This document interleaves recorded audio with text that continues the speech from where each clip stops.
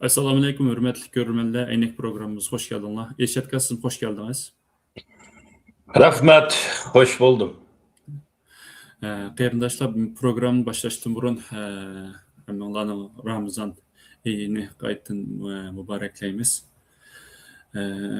Eşetka mau bir ko'rinmirimiz bir savol so'rabdi ekan. Kültür bilan madaniyatning farqi nima deb. Menimcha bilgunimcha bir ozroq javob berib boqay. Ani keyin siz bir to'liqlab Hoş. Endi mening bilgunimcha men sosial bilimlar o'qigan hamda Uyg'urlar odatda ikkilisini kültürni madaniyatni madaniyat deb manda ataydi. Ammo boshqa masalan inglizlar bo'lsin yoki biz yaqin o'tgan turkiy millatlar bo'lsin, hammasini ayirib masalan nima qildi. Madaniyatni inglizcha civilization, kültürni culture deb masalan ayiradi. Nima masalan turkiy millatlar shu, hatto Xitoylarmi vanxa deb ayiradi-ku deyman aka. Vanxa deb ayiradi.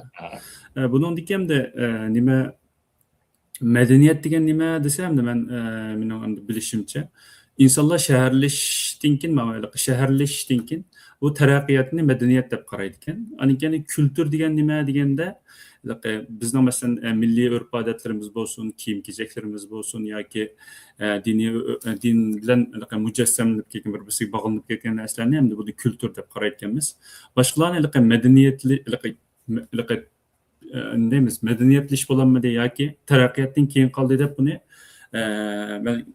tanqidligili bo'lgan bilan ammo boshqalarning kültürni tanqidlasak bu yaxshi bo'lmaydi ekan, bu to'g'ri bo'lmaydi ekan, chunki bu taraqqiyot bilan farqli bir narsa ekan deb ashta o'qigandim. Agar to'liqlikdek kelib bo'lsa to'liqlab qo'yamiz aka. Buldu. Bizning madaniyat deganimiz amaliyotda shu siz degan nayt to'g'ri. Madaniyat Madina. Yana Peygamberimiz sallallahu aleyhi ve sellem Mekke'den Medine'ye kötüp, Medine'nin asli ismi Yasrib. Medine'ye bağlandı ki bir yerde şehir, bir yenice hem de Arap dünyasıda mı şu vakti da bu İslam'ın ki başlanışı gerçi Mekke'de başlangan bolsa mu ayetler düşüşü ama ki Medine'ye bağlı vakti da bu resmi bir medeniyet olup şekillengen. Yani İngilizce'deki civilization. Şunun için bu civilization deganni biz medeniyet deb şu Arap tilidan aldık. Bunun yıldızı hem de şu Medine şehir degan atalgıdan kelgan. Kültür deganimiz yani İngilizce gap, culture, onunki hem de ya menimcha Türklerge nemisçeden kelgan bo'lishi mumkin. Culture'ni kültür deb. Ondan keyin çünkü nemislarning ta'siri Türkiye yaqinqi zamonda ait kuchli bo'lgan. Tanzimatdan keyin bir mezgil birinchi dunyo urushi, ikkinchi dunyo shuningga balkim shuningdan kelgan ahang o'zgarish hamda kültür yoki culture degan gap bir millatning o'ziga xos bir narsa. Hamda madaniyat deganimiz yani civilization degan bir millatlar emas, bir e'tiqodki yoki bir turkum xalqlarningki, bir jo'grafiyadagilarning ayrim bir nihoyatda murakkab davlat boshqarish hammasini o'z ichiga olgan bir sistemlashgan vaqtida uni madaniyat ya'ni civilization. Shuning uchun mayli biz e'tirof qilaylik, qilmayli, islom civilization bor. Biz Uyg'urlar ikki civilizationga mansub salahiyetimizde, kimligimizde. Birisi İslam civilizationga. Yani birisi hem de dünya bütünle itiraf kılmadı, yaylak yana nomad civilization deydi bunu İngilizce. Yani yaylak medeniyeti ki bu civilizationga.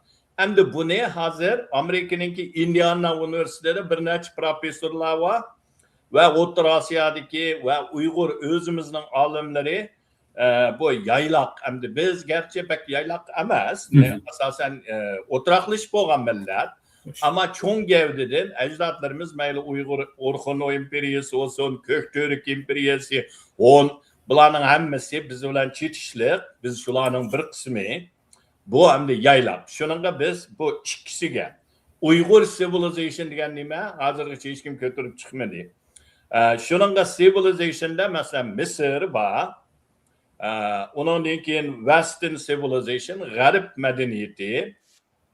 Ondan ki Mesopotamiya medeniyeti, Hindi medeniyeti, Xitay medeniyeti. Çünkü bular hammasi bir nəhayət murakkab boshqarish, idora qilish, mushularni o'z ichiga olgan. Civic degan so'z, civilization degan civicdan kelgan, naq siz degan shahardan kelgan atalg'i bu, latinchadan asldagi yiltizi. Ondan shunga cityism, shundan buningda hamda mening tushunchimda g'arbniki bu civilization degan vaqtida bir xil fuqarolar bilan fuqarolar orasidagi munosabatni bir xil kelishim, qonun bilan idora qilish. Çünkü shaharga kelgan vaqtida odamlar yaqin o'ltirdi. Buni ko'z oldimizga keltirsak bo'ldi. Masalan, Qashqar. Qashqar bizningki Uyg'urlarning eng dastlabki civilization desak bo'ladi.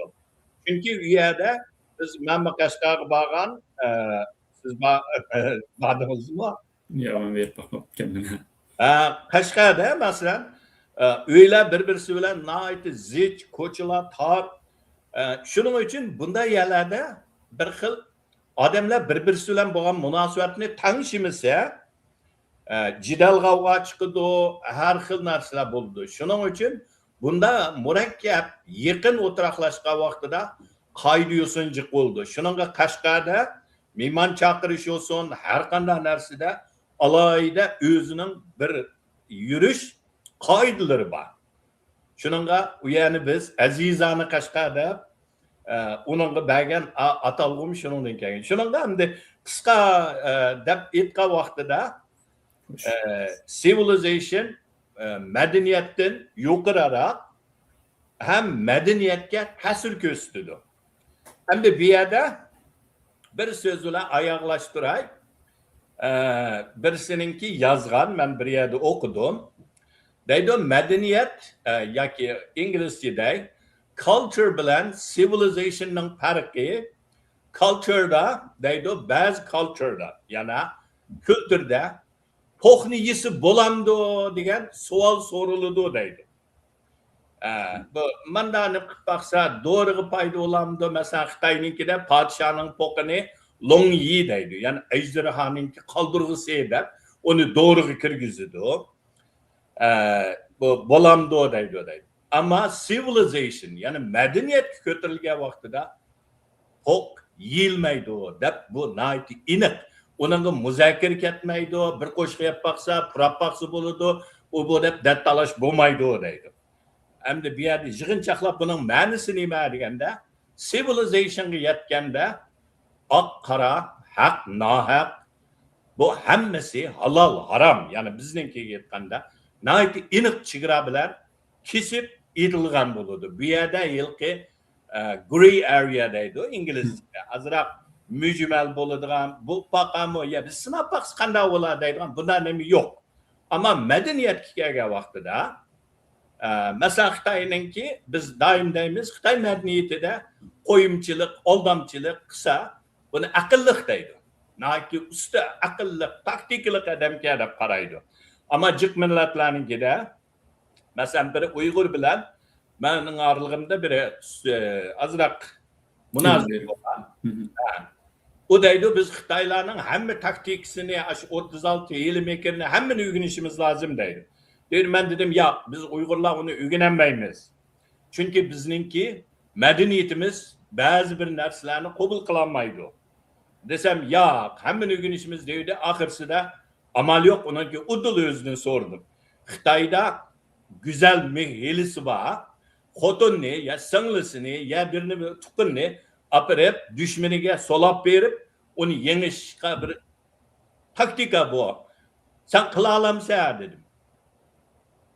Dedim ya bunday desang bo'lmaydi deydi. Yo'q, biz Uyg'urlarda undaq o'zining och singlisini, ayolini apirib boshqalarga tutib beradigan bunda taktika biz madaniyatimizda buni razillik, buni xato deb kesib aytayotgan, buningda mujmallik yo'q, muzokara qilishmi yo'q. Bu civilization. Rahmat. Nihoyat yaxshi atrofli to'xtalib berdingiz, rahmat aka. Endi o'zimizning gapiga kelsak, ya'ni bugungi temamizga kelsak, O'tgan bir program ko'rgandim, bir Türkçe program hamda hisobda Xitoydagi sotsial kredit sistemasini tushuntiribdi hamda. Bu Xitoy sotsial kredit sistemasi bilan xalqarodagi sotsial kredit sistemasi o'xshash. Xalqarodami masalan nima to'layapsan? Mesela qarzlarını bankadan qarz alib, kredi kartlarını nimasini to'lamasan, ishonchsiz bu degandek narsalardan qarshilindi. Bu narsa Xitoydagi narsa aynan shu deb buni dedi-chu. Shundan men tunji olgan vaqtimda buningda ajoyib tengqurib qoldim. Qonunda bu to'g'rimi deya deb qoldim. Bu ba'zi so'zni sekrib deb ba'zi adam o'ylanib qoldi ekan-chu. Shundan keyin o'ylab baqsam hamda Xitoyda hamda qandaylik qilsa ma chet elda deydi, demokratik davlatlarda ish bo'lmasa mesela özününki nimisini, mesela prezidentini, partiyasını tıllı kılıp oldu. Tıllap, tanqıtlap, nim kılıp oldu. Öyle medeni bir şekilde. Ama Xitay'da kılıp olmaydı. Bu yerdeki sosyal krediyle bunu tanqıt kılış bilen çetel düşüp ketmeydi ama Xitay'da düşüp gidiyordu. Bunda farkı var kendi nim kıldı. Yani bunu siz kemertip bırak, qaysi cihetin nimisi var. Şuna karta bir cevap vereyim size. Buldu. Siz Kanada'da yaşaysınız. Ben Amerika'da yaşayım. Ben kelgen vaktimde birinci bulup üzerinden 5 yılını ötken. Beni BDT Amerika'ya geldi. Şunu olan kelgen vaktimde beri $180 yançığımda pul vardı. Şunu olan berip bankada hesabat açayı da vardım. Birinci bankada kıldı. İş kanda bizde fakat musafir degan bir kinishgan bor, chegirdan kirganda ishlashga bo'ldi degan, undan boshqa salohiyatim yo'q. Shunga uni ko'rsatdim. Uni hamda meni akaga idoraning deganda bo'ladi dedi. Birinchi bank unimidi, ikkinchi bank unimidi, uchinchi bankada HSBC banka. Ma'qul dedi. Hisobotni ochib berdi. Ertasiga telefon qildi. Sen bir banka kelsen de, şimdi ol basam, sana hisabatı içip versek, bek riski, yani tevekkül kılan bulumuz ki, şunun için senin hisabatını takviyetimiz, kapı bulmaysa, sen resmi bir kimlik kinişkanını Amerika'nın takatkan. Çünkü benim avu bizge belgen nerse, BDT'nin belgen kinişkide hem değil ki, Amerika'da işlesi buludu, musafir diyen kinişka. Onunla Amerika'nın tamucuna tam kuvaskan. Ama Amerika'nın kimlik neyimiz yok o vaxtıda. Şunu olan takip etti hisabetimni. Şunda ha geldi, kapı buldum. Dedim bu bana şu tamgını besmiyor. Amerika hükümetinin bir nimesi desem ya itiraf kılmayımız dedi. Şu vakti isimden çıkmaydı. Hayatımda ikinci senin bankanı destemeyme dedim. Hazırlıkça o bankayı verip bakmadım. Demekçi bunun bulanın sistemisi aşında bir adamda kimlik bulmasa ya ki salahiyetlik bir narsa ispatlayamasa siz ne? Bulanın banka naiti ihtiyaç yok. Şununla Amerika'da garipte inavet yani kredi dediğimiz inavet bu hem de Uygurca'da. İnavet sistemisi var. Bu garipnin inavet sistemisi mutlak köpünce ahvalda asasi nişanı iqtisadi jihatdan sizning inovatingizni tiklash. Mesela mening ayıplan beltimni shu vaqtida BDT'ning ipaganligi uchun qaytib kelgandan keyin sen ishlab buni to'laysan dedi. Men bir qitimda to'laversam bo'lamdi desam, chunki u $1,000 edi. U vaqtda keyin ish topgandan keyin sen yo'q deydi. Eng yaxshisi sen har oyda biz bo'lib avatimiz har oyda to'lasang sening krediting, yana inovating şunun bilen başlandı dedi, buldu dep bir neçe ayda tölep tüktüvetti. Onun deyinki bankaga barsam hisobatni iç berdi, vaqtida kimligimni bar oldu. Onun deyinki aldı bilen bana nima deydi ki, uni guaranteed deposit nima credit demdi. Ben $500 qo'yma, bular bana bir credit kart berdi, yana inovat kart berdi. Ben şu $500'ın içinde bir yılgıça haşildim. Haşilgandan keyin o $500 pulumni chiqarib etib, ular ondan keyin menga $1000 qilib berdi, 20 ming qildi. Hozir mening 20-30 mingga yaqin ashunda nimam bor. Alma desam, pul qarz ola olmayman, kart bilan. Bu butunlay iqtisodda. Bunun bilen hem de Amerika'nın sistemisi de G'arbninki de yana bir cihatta bunundan işiltidi. Yana siz Amerika'nınki federal hükümeti işleydiğanga hizmet iltimas kısınız. Sizinki bu kreditinizge yana bir karaydı. İnavetinizge. Qarashdagi maqsad sizde qarz bormi? Qarzning to'limiga qashgan vaqtingiz bormi? Yillik bojni to'ldingizmi, to'lamadingizmi? Buningdan qashgan vaqtingiz bormi? Bu butunlay sizning iqtisodiy ahvolingizni, yana siz bir pul jihatdan chataq bormi, yo'qmi deganni buni asos qildi. Ammo lekin buning bilan bir odamni cheklab qo'ymaydi G'arbning sistemasida. Masalan, ba'zi Uyg'urlar bor, men bildigan 2008 yıllardaki öylerinin mülkçilikini kıga vaxtıda öylerini ip koyup kendi pulunu tölenmey iqtisadi veyranı boğan. Hem de bankruptcy'deydi. Ama lekin ular bir neçe yıldan keyin qaytadan yana öy aldı, inovatini yana tikildi. Demek bu sistem xalqni o'ltirish emas, xalqni kontrol qilish emas, faqat sizni pul xərcləşini nəhayət bir məsuliyyət bilan pul xərcləşini öyrətiş. Bu Qərbnin sistemisi. Mənim özümün təcrübəmdən gələn. Amma Xitaynikiga gəlsək endi, mən bunun da nəhayət izləndim. Məşə siz ma temini degandan keyin bir haftadan ichida. Bularninki də iqtisadi inovat, cəmiyyət inovat. Hatta ki müdafiə inovat mübakenmiş.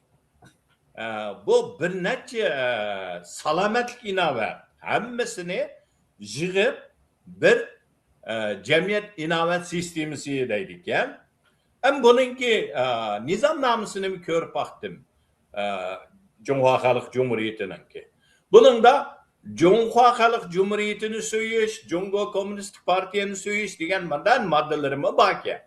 Hem de bir yerde sizin Cumhuriyet Halk Cumhuriyeti'nin söyüşünüzü kandak ölçeş gerek.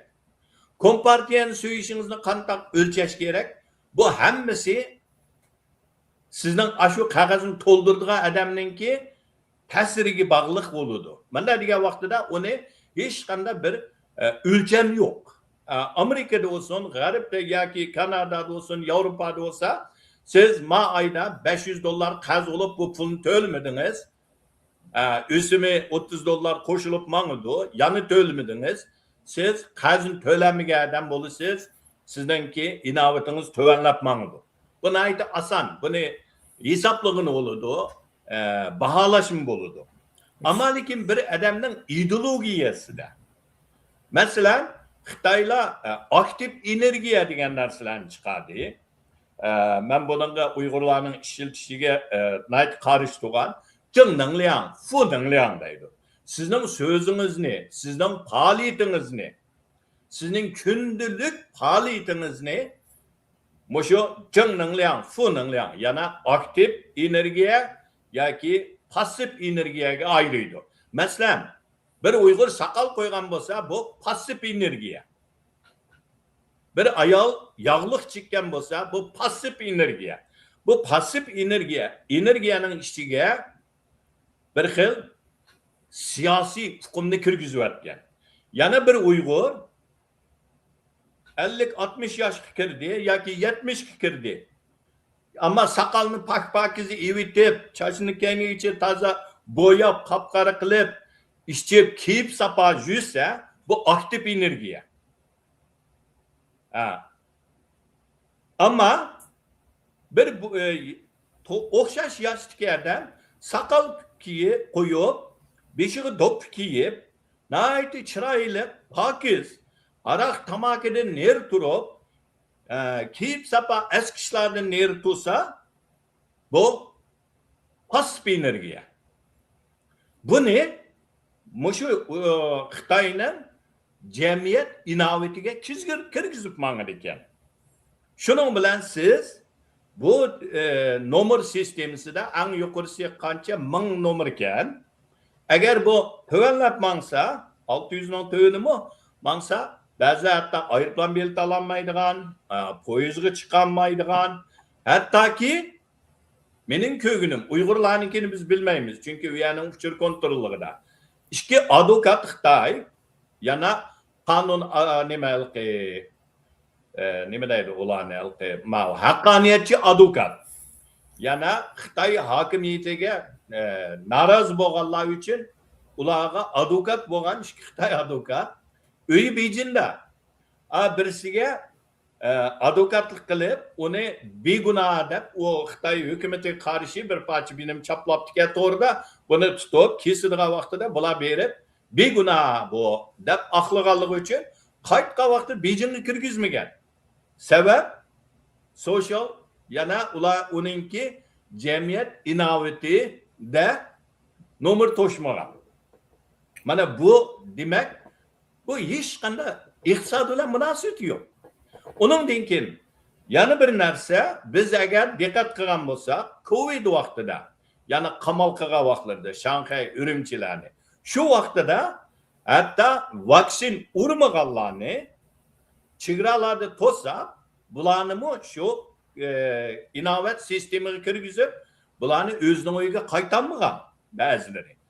Demak, bu yerda Xitoyning bu ishlatayotgan jamiyat inovat sistemasi odamlarni kontrol qilish, odamlarni nazorat qilish.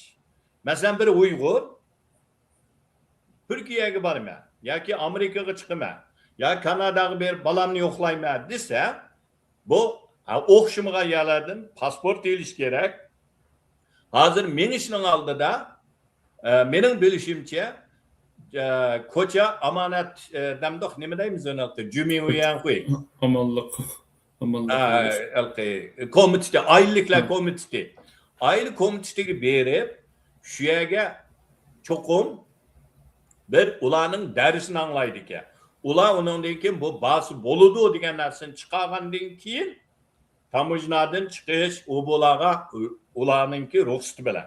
Bumi yana mushu sistemasiga kirgizilgan ekan. Hattoki mening bilganim bir necha Uyg'ur Amerikaga kelib ularga belgilab bergan vaqti bor ekan. Palani kuni cho'qim yenib kelsa deb. Shu kuni yenib bormasa buning pensiya maoshi hamma nimasi to'xtatildi-ki, ham shu sistemaga bu odamni inovatida turmagan deb bu kirgiziladi. Demak, bu yerda bu sistema hargiz moliyalar emas, pul muomalalar emas. Bu sistem sizni nazorat qilish, har bir odamni kontrol qilish, mana degan vaqtida bu hozirgi bizning davatgan digital operation. Yana nima deymiz uni Uyg'urcha? Raqam bostirish damdoq ekspluatatsiya damdoq shu raqam bilan odamlarni kontrol qilish. Yana naiti taraqqiy qilgan uskunlar bilan sizning kundalik nega beryapsiz, nega keldingiz hammani, hattoki odamlarningki kundalik turmushidagi shaxsiy turmushini bunga kirgizgan.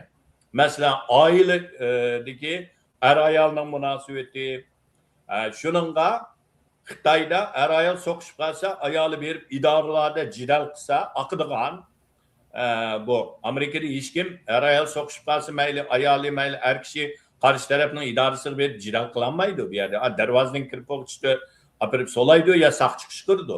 U mumkin emas bu. Oyerdagi mas sistem shunga yo'l qo'ygan. Mana degan vaqtida odamlarni bir-birisi orqali kontrol qilish, uningki hukumat butunlay kontrol. Shunga mana degan vaqtida tutdim bu ikki sistem o'xshamaydi. G'arbdagi sistem odamlarni mas'uliyatlik bilan pul xarjlashni o'rgatish, mas'uliyat bilan pulni xarjlash va o'zining turmushini yaxshilash. Xitoyning bu chiqag'ini bo'lsa, qanday qilib odamlarni kontrol qilish, ularning shaxsiy turmushiga aralashish, ularning kallasidagi xiyoliga aralashish, ham ularning kallasida boshqa xiyolning bo'lmasligining oldini olish, manda orqali har bir odamni kontrol qilish va xatar degan odamlarni rejim ostiga elish va rejim orqali bu adamlarni ahirsi kavga kelmaydigan yoki yo'qitib o'tish. Shuning uchun bu ikki sistemni selishtirish o'zi xatolik. Hech qanday tutun bu ikkisi o'xshamaydigan bir sistema. Rahmat. Ko'p rahmat aka. Nihoyatda yaxshi keng atib tushuntirib bergan bo'ldingiz. Endi keyingi bir savol bo'lsa, Xitoyninki mau avlodlar yangilangandan keyin, yangi nesil, ya'ni yangi bir avlodga o'tgandan keyin, buning hozirgi masalan bir totalitar bir rejim bu endi. Buning bir yengillanishi mumkin deb shunda bir narsa qo'yibdi endi, shunda bir ko'z qarash. Endi mau nimadiki tema vaqasi olsun, bu endi shuning qarta bir buni o'qish bo'lamdi yoki mush yangi avlod yangilangandan keyin bu hozirgi diktator bir sistemniki o'zgarish ehtimolligi bo'lamdi. Nayti murakkab, cho'nqur bir savol. Javob bermakmi ta'sirak savol. Biz ko'rayotgan yangi avlod faqat chet elga chiqqan yangi avlodlar. Chet elga chiqqan yangi avlodlarninki Tibetlarni, Uyg'urlarga azroq ovoz berayotgan bu avlodni ko'ryapmiz. Shuning bilan biz ba'zi vaqtlarda umid bilan qarayapmiz.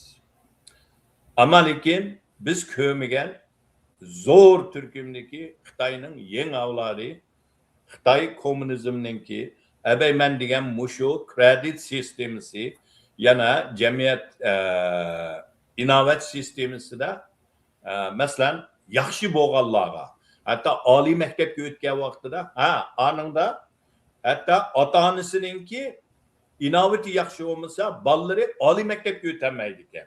Oliy maktabga o'tgan vaqtda tanlash imkoniyati, xizmatga kirish imkoniyati hammasida cheklamaga uchraydi ekan. Shu sababdan o'tamaganlar borki, nomer yetadi, ammo qabul qilinmagan. Xizmatga elinmagan qatorliqlarda. Ham shuningga uning endi uning Xitoyning uchun ijobiy tarafi Xitoy hukumatninki nima degan vaqtida foydali tarafi, ijobiy emas, foydali tarafi. So'zni xato ishlatdim. Foydali tarafi hukumatga nima deganda, agar ota-onasininki bu jihatda yana kommunistlik ideologiyasininki qoida yo'siniga bo'ysunib mangsa, bularga imtiyoz bag'ansir yuqorilab, bolalar yaxshi oliy maktabda o'qiydigan, yaxshi xizmatlarga erishadigan mana bir fursatlar bor. Shuning uchun bu yerda kim buningdan Xitoyning sistemasidan foydalana oladi deganda pulvolar, o'qoqtarlar. Biz hammamiz shu yerdan keldik, shu sistemninkidan ozdir ko'pdir hamda siz balkim kichik chiqib ketdingiz. Ama mening yeshimdagi yoki sizning keyinda hozir chiqayotgan 40-50 yoshdagi u sistemda azroq ishlab baqqan hammamiz biladi. Xitoyning har qanday sistemasininki yo'chug'i bor. U yo'chuq pul xarjlasangiz yoki dadangizning huquqi bor bo'lsa, siz ko'chada birisini o'g'irlab, bir nima qilyapsingizmi, uni yo'q qilib etib, sizga ijobiy nomerini yo'qirib berib, siz yana oliy maktab tanlab kira oladigan, xizmatni tanlab kira oladigan manda bir sharoit bor. Shuning uchun ham savolingiz qaytib kelsak, biz ko'rayotgan yangi avlod bizga ko'rinadigan ovoz uchun chiqayotgan yangi avlodlar. Ammo ular ovoz uchun bizning ko'zimiz ko'ringan bilan unchalik jiq emas. Shaxsan mening ko'z tushimda unchalik jiq emas. Xitoyning chet elda o'qiyotgan o'quvchilari Amerikadalar 1 millionga yetmasmi, 400 mingga bor. Kanadada tegimici. Ama bularning qanchalik Uyg'urlarni qo'llaydi. Kanadadan men biladigan bir yilki Shaowenjang bor, lagerlarni chiqargan. Uningdan boshqa sanasa balkim 10 barmog'imiz yetadi. Amerikada mi shundaq? Bu demak, yeni avlod Xitoylarning yana zo'r bir turkumi Ashiyaga berib, shu sistemdan foydalanib, ota-onasining imtiyozidan pulni foydalanib yana bu sistemga mahil, bu sistemdan foydalana oladigan bular yana ko'p sonni egallaydi. Yer saradagi Xitoylari yaqinda men ko'rdim.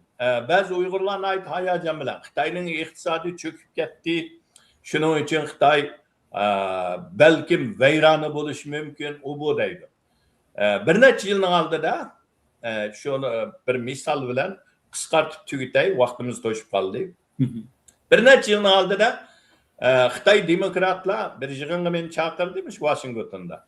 Basam onunda Amerika'nın siyasonlarından bir neçesi var, pensiyaga chiqqan harbiy amaldorlar, Hindistonning bir necha harbiy amaldorlari, bular diplomatlar bor ekan. To'p, shol bu yerda bular paranglashib, oxirisi mening fikrimni so'radi. So'raydi, men dedim, agar hozir Amerika'nın boshlig'ida Hindiston, Yaponiya, Koreya, Janubiy Koreya, Filippin birlashib Xitoyni to'sab, Tayvan ilinmay qolib, Tayvanni qo'g'dash kerak. Agar qo'g'dayamasa, sizlar Hindiston bilamdi, Yaponiya bilan hammalarning hisob oladi. Tayvanni yevasa Xitoy, sizlar u vaqtida oldiga berib, "Hocam, nima qilib beramiz?" deb so'rashga majbur bo'lsizlar desam, bir Hindistonlik armiyaninkiga bir amaldor bo'lgan. O dedi, "Ya Elshad, sen bak nima qilib ketding, Xitoyni oshiryapting.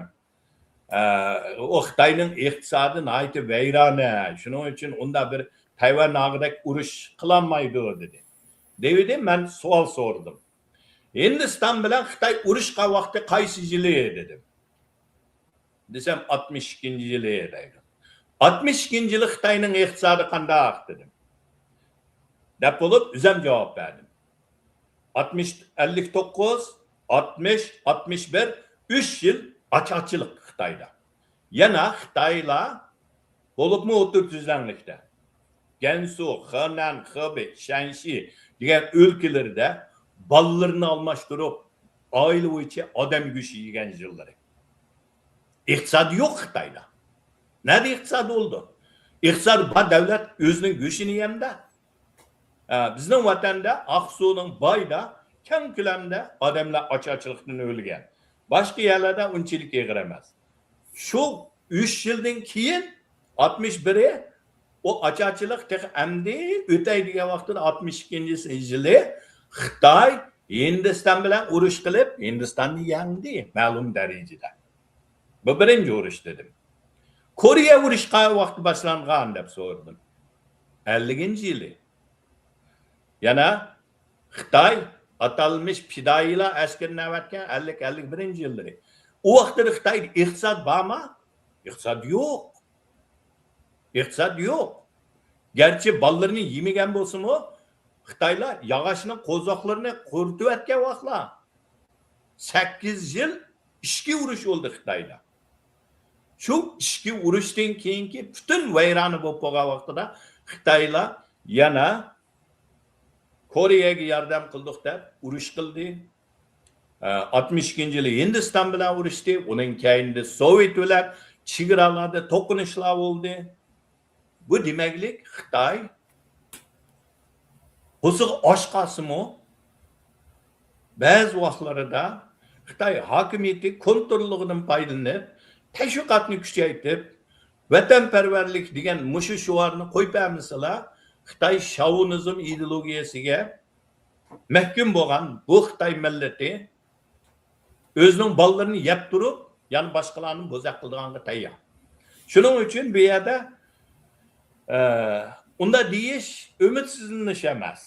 Men har doim deyman, har qanday vaqtida umid bilan yashash kerak. Uyg'urdagi o'lmagan jonda umid bor degan so'zi ajoyib bir ma'noli so'z. Bu deganlik Xitoy yengilmaydigan millat deganlik emas. Xitoy tarixida qayta aslında nima bo'lgan, qalaymaqonchilik yuz berdi. Ammo Xitoyning ikkinchi avlodi, yangi bir avlodi bir yangilik kelib, Xitoy bir o'zgaramdi deganda, yo'q, menimcha u o'zgarish bo'lmaydi. Biz hozir Rosni qarasaqlar buni bilamiz. Ros nima uchun Ukrainaga kirdi? Chunki Ros cho'ng birligini buzilib ketdi, asli keltiramiz dedi. Buni Putinni hozirgacha qo'llayapti Rus xalqi. Agar xalq birlik kelsa, uni bir kunda o'rgatalaydi, urush to'xtaydi. O'rganmadi. Hatto ilki yenidagi eng yaqini askar boshlab Moskvaga yaqin kelgan vaqtida o nima bir nimlar joylab oxirisi tugidi. Xitoymi shuning o'xshash. Xitoyda yangi avlod degan qanday vaqti bo'ladi deganda, hozirgi hokimiyat mutlaq yo'qolib, 50 yil Xitoyni g'arb mushu insoniy ta'lim tarbiyasi bilan 50 yilda bir avlod yangi Xitoylarni tarbiyalab chiqsa, u avlodda azroq umid kuta olamiz. Ammo hozirgi mushu sistemda biz ko'rayotganimiz faqat oz sondagi shu sistemning ichida azroq o'simi vijdoni pok qolgan, azroq o'simi oqqarni farq eta oladigan Xitoy yoshlari. Ular bak oz sondagilar. Shuning uchun yig'inchoqlab aytsam, menimcha bu bir yangi avlod chiqsa bizga umid kelarmi yoki bizga bir foydali sharoit, menimcha bundan bir yosh avlod chiqmaydi. Bizga foydali Xitoyning ichki jihatda ulardan bir o'zidan bir qalaymaqon chiqqan vaqtida yoki Tayvanga hujum qilib qolsa, Amerika aralashib, Yapon aralashib, atrofidagilar aralashgan vaqtida bizga fursat keldi.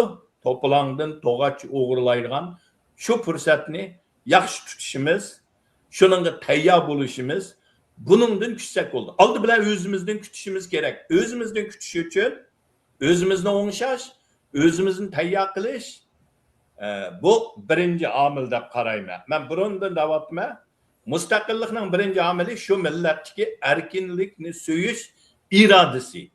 Shu mustaqillikka uringan irodasining qanchalikligi shuningga bog'liq. Agar bu iroda sunmay davomlashsa cho'qim mustaqil bo'la oladi deb qarayman. Shuningga u qolgan hammasi sirtqi omil deb qarayman. Shuningga uningga bak cho'ng umid kutish o'zininki kuchlik irodaga bir xil gumon qilganlik bo'ludimi deb qarayman men boshqalar qaragan vaqtida. Rahmat. Ko'pdan ko'p rahmat ekan aytdi. To'xtalib bergan bo'ldingiz.